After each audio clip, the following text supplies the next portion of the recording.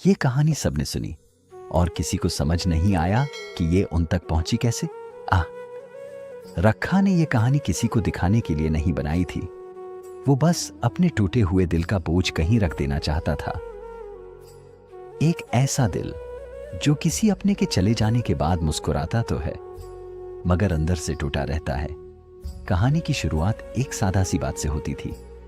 अगर ये कहानी तुम सुन रहे हो तो शायद तुम भी किसी को खामोशी से याद कर रहे हो।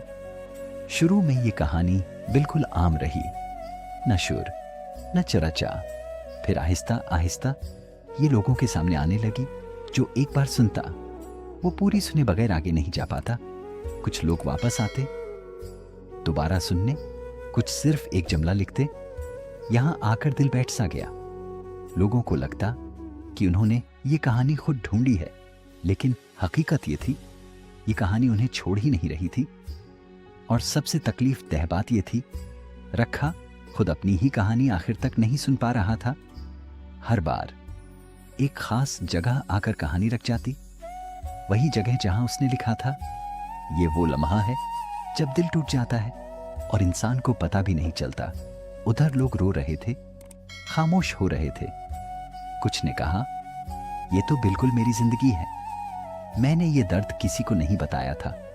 जैसे ये कहानी लोगों के दिल पढ़ रही हो। और तब रखा को समझ आया, ये कहानी दिल बहलाने के लिए नहीं थी।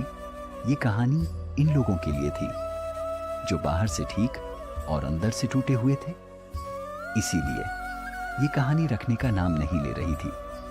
न किसी ने उसे जोर से आगे बढ़ाया, न किसी ने शोर मचाया। फिर भी ये वहां पहुंच रही थी जहां पहुंचना जरूरी था। और आखिर में खामोशी के बीच रखा ने अपनी ही आवाज सुनी। ये कहानी तुमने नहीं लिखी थी रखा, ये कहानी तुम खुद थे।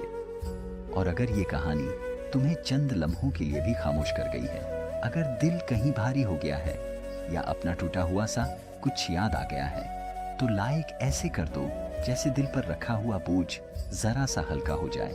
और अगर तुम अकेले नहीं रहना चाहते तो इस चैनल को सब्सक्राइब कर लो। हम यहाँ कहानियां फैलाने के लिए नहीं, टूटे दिलों को ये एहसास दिलाने के लिए सुनाते हैं कि वो अकेले